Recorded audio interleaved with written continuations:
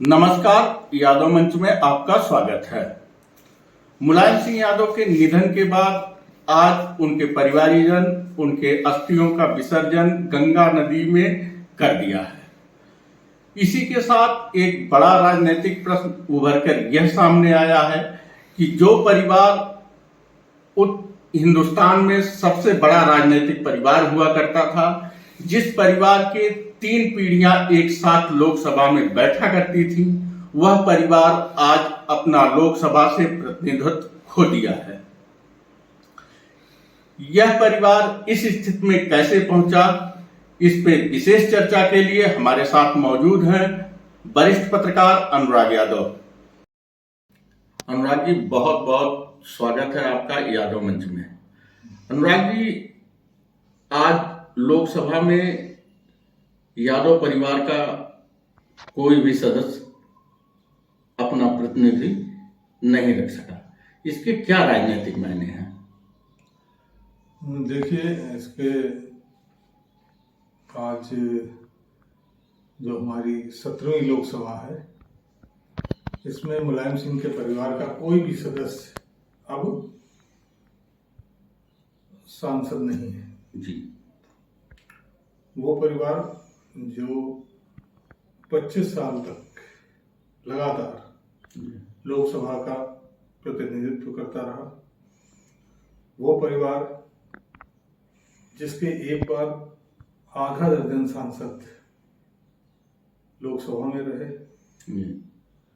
वो परिवार जिस पार्टी को तीसरी सबसे बड़ी पार्टी का देश में दर्जा मिला, आज उस परिवार का एक भी सदस्य ना होना एक बड़ी बात है और ये एक बड़ा संकेत दे रहा है। सबसे बड़ी बात तो ये है कि ये उत्तर प्रदेश जो कि देश का सबसे बड़ा राज्य है, उसमें ये जो सबसे अधिक जनसंख्या वाली जाति है यादव समाज, उसको ये परिवार रिप्रेजेंट करता है। और अगर इस परिवार का प्रतिनिधित्व शून्य हो गया है तो ये निश्चित मानिए कि कहीं ना कहीं जो यादव वोट बैंक है उसमें बिखराव का दौर शुरू हो रहा है। ये संकेत पहला। दूसरा ये कि जो पकड़ मुलायम सिंह यादव की यादव समाज पर थी, वो शायद अब उतनी नहीं दिख रही है। ये दूसरा संकेत है कि लोकसभा में प्रतिनिधित्व शून्य हुआ है। इसको अगर हम और विस्तार से आपको बताएं तो आप देखिए 2019 का जब चुनाव हुआ तो उसमें मुलायम सिंह परिवार के 4 लोग चुनाव हारे और 2 लोग चुनाव जीतते हैं। मुलायम सिंह यादव और अखिलेश यादव चुनाव जीत कर आते हैं और डिम्पल यादव, धर्मेंद्र यादव, अक्षय यादव और शिवपाल यादव, जबकि शिवपाल यादव समाजवादी पार्टी से नहीं लड़े थे, लेकिन इस परिवार का हिस्सा इसलिए मैं उनका नाम ले रहा हूँ। ये 4 लोग चुनाव हार जाते हैं। धर्मेंद्र यादव बदायूं से चुनाव हारते हैं, अक्षय यादव, शिवपाल यादव फिरोजाबाद से चुनाव हारते हैं और डिम्पल यादव कन्नौज से चुनाव हारते हैं। चुनाव 2 जगह से जीते जाते हैं और वो है मैनपुरी और आजमगढ़।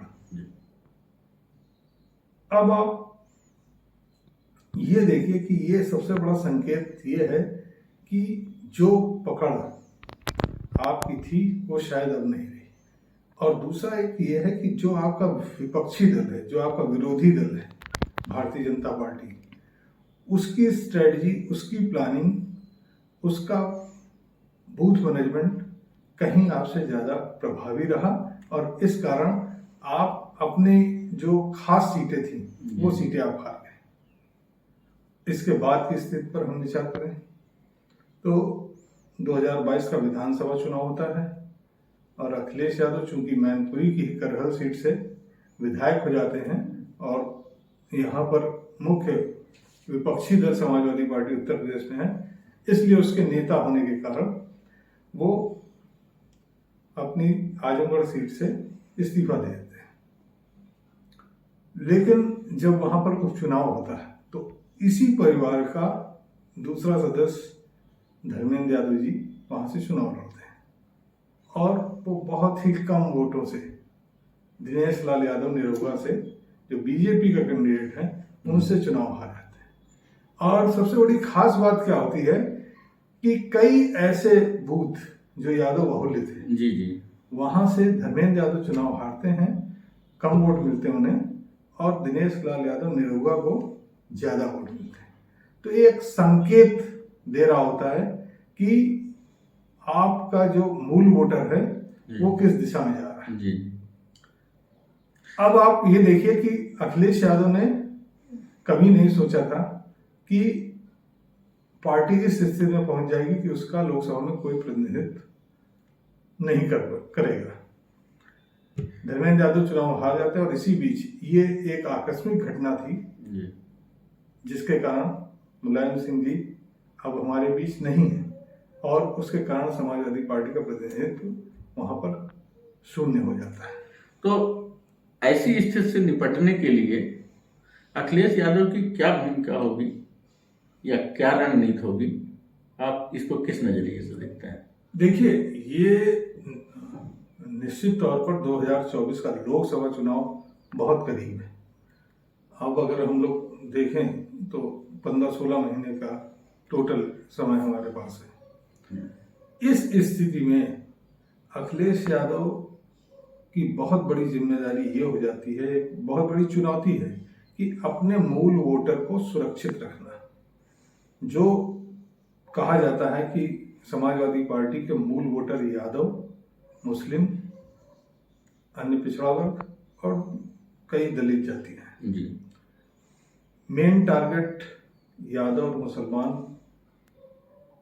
बीजेपी के निशाने पर हैं और वो इनमें सेंध लगाने का प्रयास कर रही है।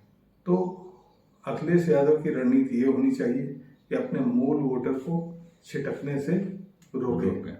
अगर वो इसे ले जाते हैं तो निश्चित रूप से ये यादव परिवार एक बार फिर से अपने पुराने मुकाम को प्राप्त कर सकता है। लेकिन वहीं मुलायम सिंह यादव की जिस तरीके से पकड़ यादव समाज पर थी, वो अखिलेश यादव में उतनी अभी नहीं दिख रही है। उसका भी कारण है क्योंकि अखिलेश यादव की राजनीति पूरी तरीके से जाति आधारित राजनीति नहीं है। उन्होंने ना तो जाति और ना ही परिवार को बहुत ज्यादा राजनीति में तवज्जो देने की कोशिश की और यही कारण है कि परिवार के लोगों की संख्या कम हुई और इसी के साथ यादव समाज के जो लोग थे उनको भी कम टिकट मिलना शुरू हुआ और राजनीति में दोनों का रिप्रेजेंटेशन कम हुआ है। जहां सैफई परिवार का रिप्रेजेंटेशन कम हुआ है, वहीं यादव समाज के लोगों का भी रिप्रेजेंटेशन कम हुआ है। तो ये एक अखिलेश यादव की अपनी स्ट्रेटजी हो सकती है कि वो किस तरीके से 2024 का चुनाव लड़ेंगे। लेकिन जो जहां तक मुझे समझ में आ रहा है कि अपने मूल वोटर में बीजेपी सेंध न लगा पाए, इस पर खास ध्यान देने की जरूरत है। आप अभी देखेंगे कि जो दूसरा मूल वोटर समाजवादी पार्टी का पसमानदा समाज पर भी बीजेपी ने सेंध लगाना शुरू कर दिया। अभी लखनऊ में कल उनका पसमानदा सम्मेलन हुआ। पसमानदा मुस्लिम समाज का 90% भाग है और अगर ये 90% भाग में कुछ परसेंटेज टूट कर बीजेपी की तरफ चला जाता है तो लोकसभा चुनाव परिणाम को बहुत ज्यादा प्रभावित करेगा। तो ये इस तरीके की अगर रणनीति, दूसरी हम एक और खास चर्चा करना चाहेंगे कि यादव समाज के जो संगठन है, जब तक मुलायम सिंह जी ने राजनीति की, उन्होंने इन यादव संगठनों पर अपनी पकड़ बना कर रखी और खासकर जो उनके अपने खास होते थे वो इस संगठन के बड़े पदों पर रहते थे। आज वो स्थिति नहीं है। आज अगर हम देखें तो उसमें दूसरी पार्टियों के लोग भी काबिज हो गए। बिल्कुल सही कहा। बिल्कुल आपने सही कहा कि यदि अखिलेश यादव अपने मूल वोटर को संभाल ले जाते हैं तो स्थितियां बदल सकती हैं। ऐसी स्थिति में शिवपाल जी की क्या भूमिका रहेगी? बहुत अच्छा सवाल है। देखिए, शिवपाल जी एक तरफ तो इसी सहपाई परिवार का हिस्सा हैं। जी जी जी। वहीं दूसरी तरफ उनकी एक अपनी अलग राजनीतिक पार्टी है जी। और एक उनकी समाजवादी पार्टी से अलग हटकर अपनी एक विचारधारा है। जी। तो ये दो चीजें हैं। अभी जो मैं आपसे चर्चा कर रहा था कि मुलायम सिंह यादव की जिस तरीके से यादव समाज पर पकड़ थी, वो अखिलेश यादव की उतनी पकड़ नहीं दिखाई पड़ती है। और इसका मुलायम सिंह यादव जी के ना रहने पर यहाँ पर स्थिति बदल सकती है, क्योंकि दूसरे यादव नेता दावेदार हो जाएंगे जी। और इसी के साथ हो सकता है कि परिवार से ही दावेदारी शुरू हो जाए, जैसे कि शिवपाल सिंह यादव ने एक यदुकुल पुनर्जागरण मिशन, यादव समाज का एक संगठन है, उसकी शुरुआत करके डीपी यादव जी के साथ कहीं ना कहीं ये एक यादव समाज पर पकड़ बनाने की कोशिश शुरू कर दी है। तो अखिलेश यादव के लिए ये भी एक बड़ी चुनौती होगी।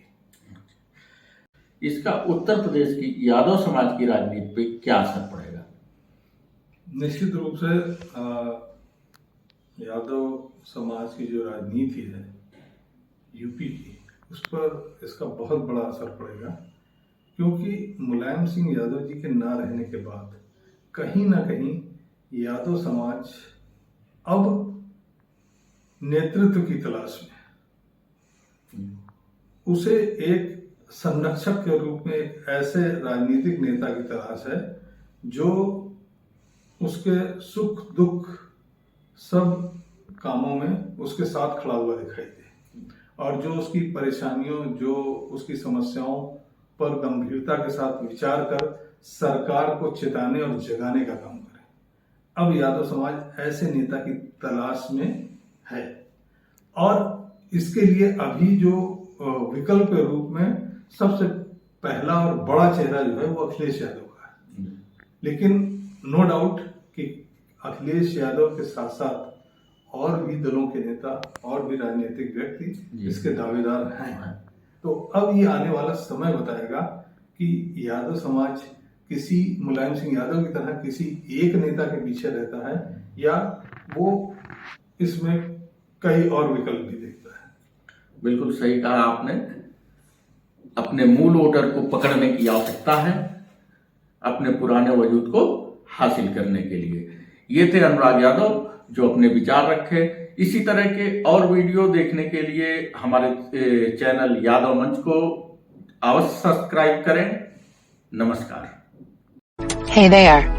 Subscribe to my channel and also press this bell icon.